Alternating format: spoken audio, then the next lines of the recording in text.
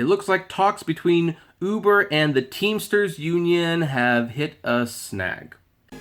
Xbox, Twitter, Uber, Postmates, Netflix, MoviePass, Google, Facebook, eBay, DoorDash, Apple, Amazon, Airbnb, The Apptrepreneur.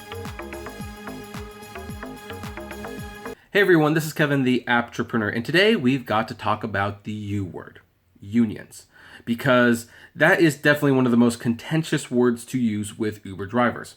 Some Uber drivers want to be employees and want to be unionized.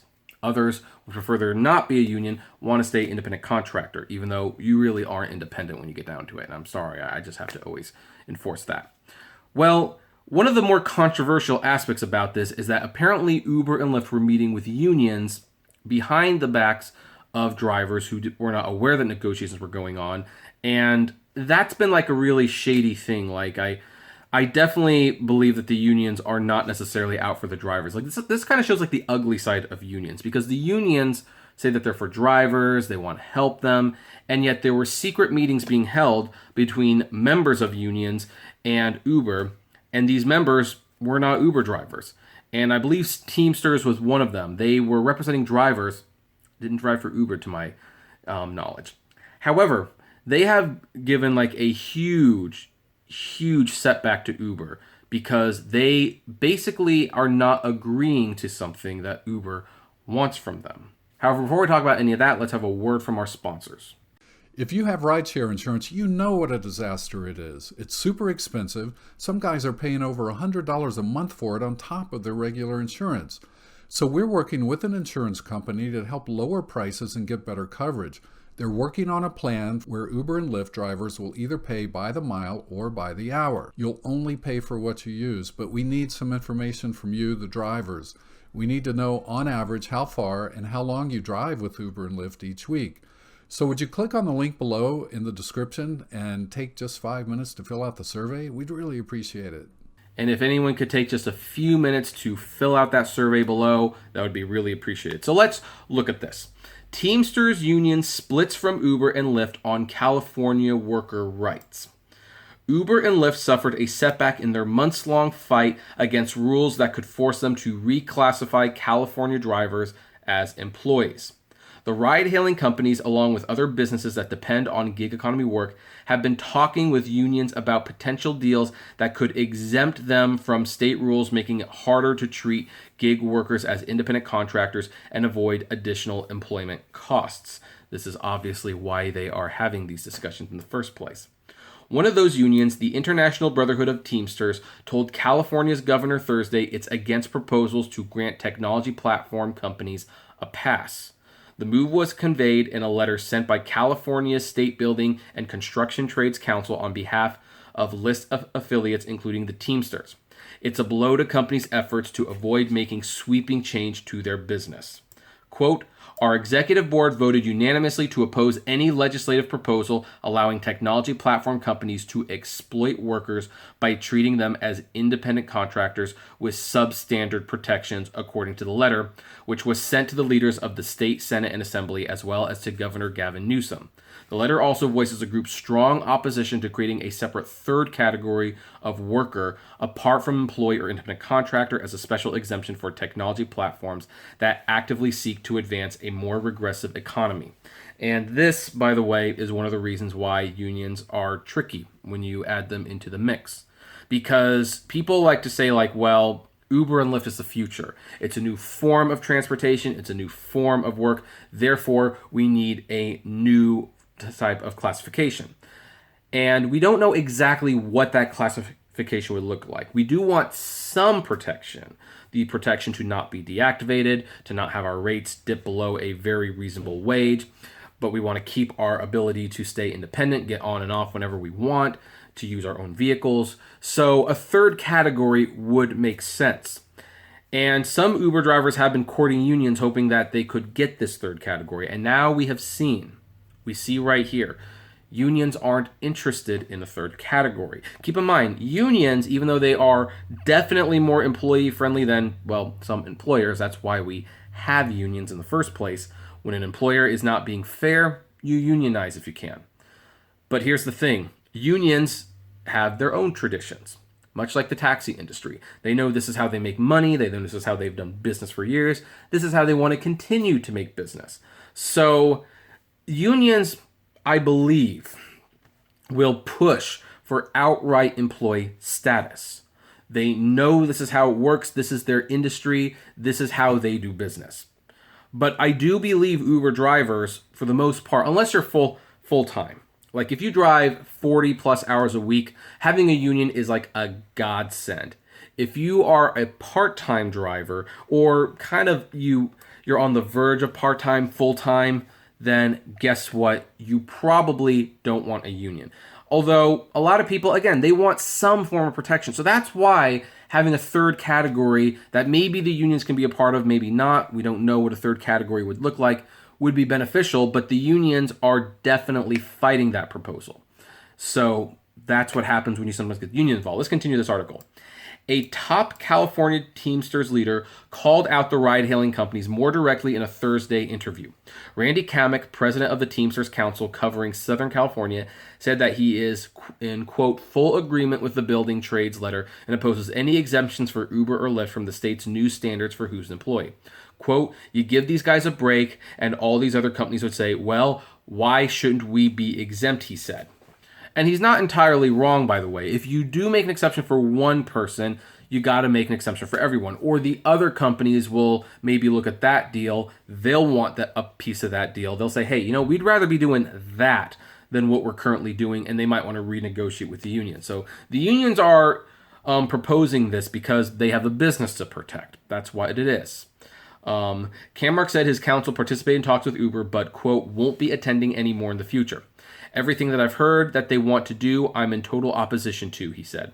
Uber's growth has already hurt Teamster industries like delivery, said Kamick. Ride-hailing and food delivery companies are trying to diffuse a major threat to their business models.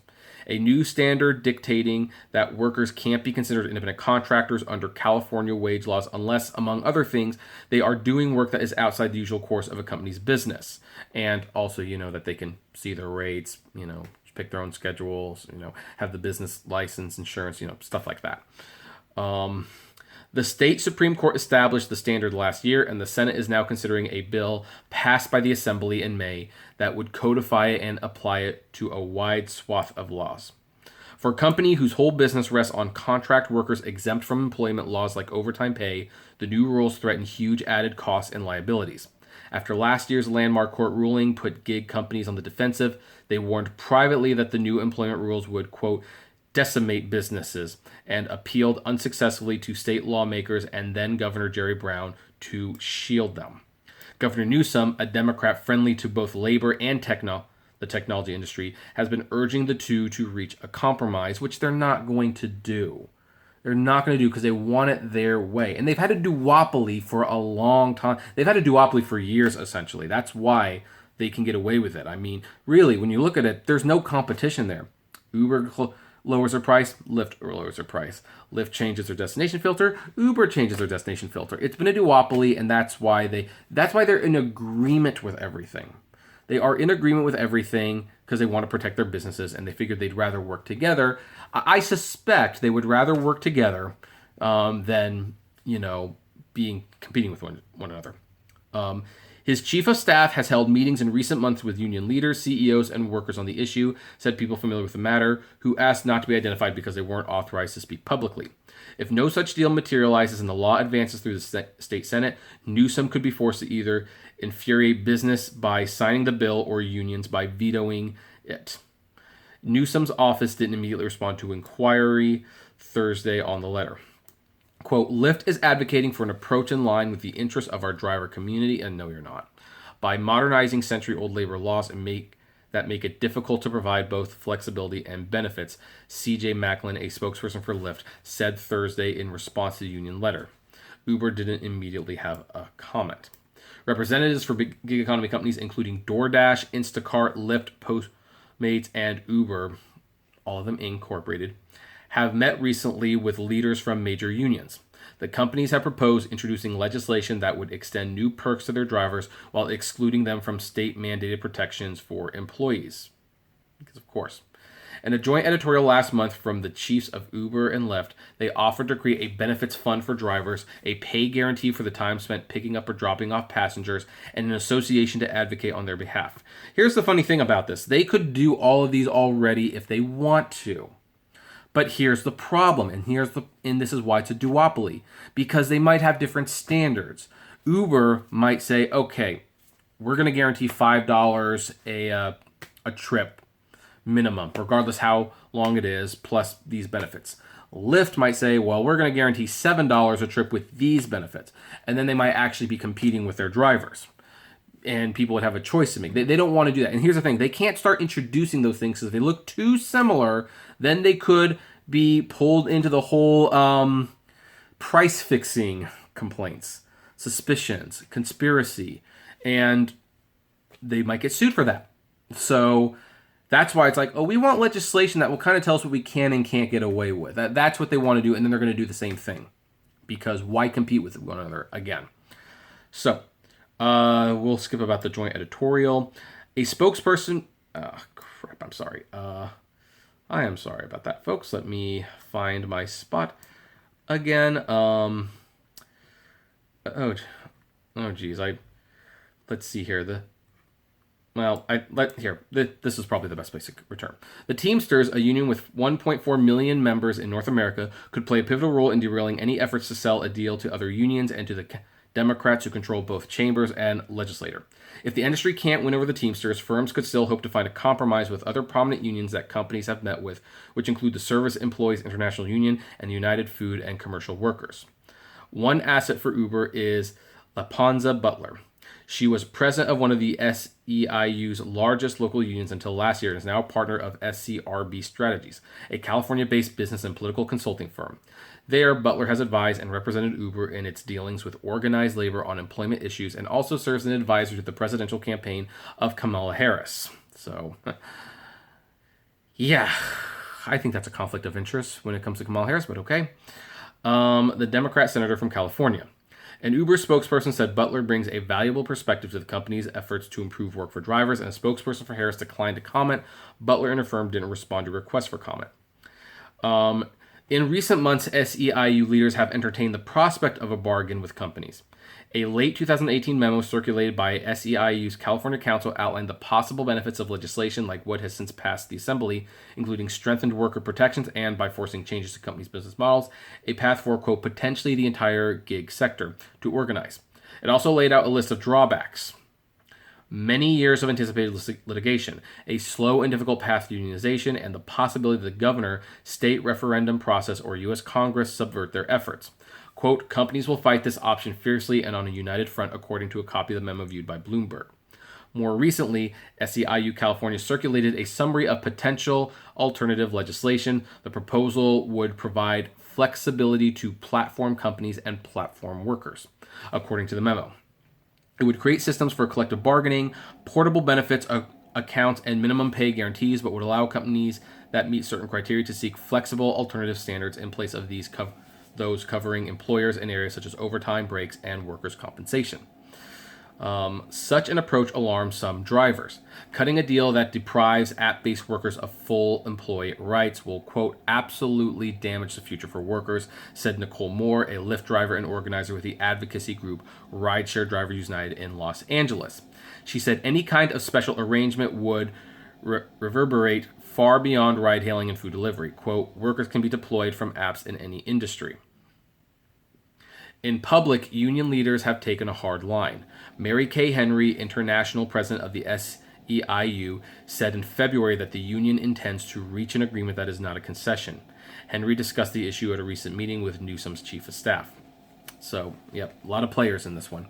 Bob Schoonover, is that, I'm probably pronouncing that wrong, president of the SEIU's California State Council, said Thursday that the group, quote, has not and would not support any third classification or interpretation of employee classification that would undermine employee status and protections granted by last year's court ruling in the proposed law. SEIU intends to help workers, quote, maintain and expand upon those protections instead, he said in an emailed statement. Schoonover described the memos exploring potential compromises on employment rights as, quote, ideas and concepts that should not be construed as something more significant. So all the unions are pretty much in agreement that they do not want a third option. Vilkrum Iyer, Vice President of Public Policy at food delivery provider Postmates, urged unions not to disengage from discussions. Quote, California and our governor are uniquely poised to confront their first future of work test by enacting pro-worker and pro-innovation policies that modernize the safety net, Iyer said in the email statement, but only if labor remains at the table. You know what? Here's an interesting thing about the Postmates thing. The reason the unions are walking away is because they right now hold all the cards. They have the chips in their favor. They've got the law that got through the assembly. It's probably going to be on Governor Newsom's desk at some point once it gets to the Senate, and he may or may not sign it. They've got all the negotiating, and they know the governor wants them to compromise. And if the unions say, "Hey, this is our demands," and Uber and Lyft won't even consider them, then the governor might not have much of a choice. And I think, look, here's the thing: Uber and Lyft. Well, I'm going to share that part at the end. Some business leaders are frustrated that Governor Newsom hasn't done more to protect them, said Michael Latito, co-chair of the law firm Litter's Workplace Policy Institute and a member of the U.S. Chamber of Commerce, Labor, and Employment Law Litigation Committee. California's policy debate, quote, is the most significant labor and employment issue that we have today in the country, he said. Lorena Gonzalez, an assemblywoman who authored the labor bill, said she has no intention of amending it to exclude gig workers. Quote, if people don't want to pass a bill because it doesn't take care of multi-billion-dollar corporations, then that's up to them. And if the governor doesn't want to sign one, that's up to him. I loved how she chose those words. I have every indication to believe it will, in fact, pass and that the governor will sign it. I'm actually not convinced the governor will sign it because I hear that he gets contributions from Uber and Lyft board members, so that might not be a thing. But here's the thing. I think it's pretty clear, at least in my opinion, that what we need is a third option. I've talked to a lot of drivers throughout the years. I've talked to a lot of them, especially at the strikes in the channel. I've definitely gotten some heat for some of my positions because I actually agree with some aspects of AB5 and I disagree with aspects of AB5. I just do. So, and some people even think I'm a traitor considering some of my positions, which means that clearly what should happen is there should be a middle ground. What would a third option look like? Personally, I think a third category where it's like, okay, the drivers are protected from making less than $15 an hour, have a way to accrue benefits and other, like, college and retirement and stuff, and have an appeals process in place should they be unfairly deactivated. While at the same time, Uber and Lyft get to have you can get on and get off whenever you want. They don't have to be completely transparent about what the fares are going to be. There's probably a middle ground in there where it's like everyone can be a little happy. But Uber and Lyft don't want to compromise, and neither do the unions. The drivers, ironically, are probably the most willing to compromise and figure something like this out, and yet they're the ones who have the least amount of say in the matter. That's just kind of how it works sometimes. I'm sorry to tell you. However, it will be interesting to see what happens from this point on and whether or not Governor Newsom will actually sign it. In the meantime, I have to pass the question off to all of you out there. What do you think? What would you want? What do you think of this new development? Do you think this is going to ultimately hurt Uber, or do you think this is a good thing? I would love to know. So, comment below. Like, favorite, share, subscribe. If you enjoy my videos, consider becoming a Patreon member. It's totally optional, of course, but even as little as $1 a month goes a long way. Helping the channel run smoothly, you get access to my Patreon's exclusive blog. If you want more content from me that's not rideshare related, consider subscribing to my other YouTube channels, Kevin T. Rodriguez, the Apptrepreneur Vlogs, and Autograph Hound. And finally, if you want to talk to me or other fellow rideshare drivers, check us out at the Apptrepreneur Hangouts on Facebook. And as always, blame responsibly. Have a good one.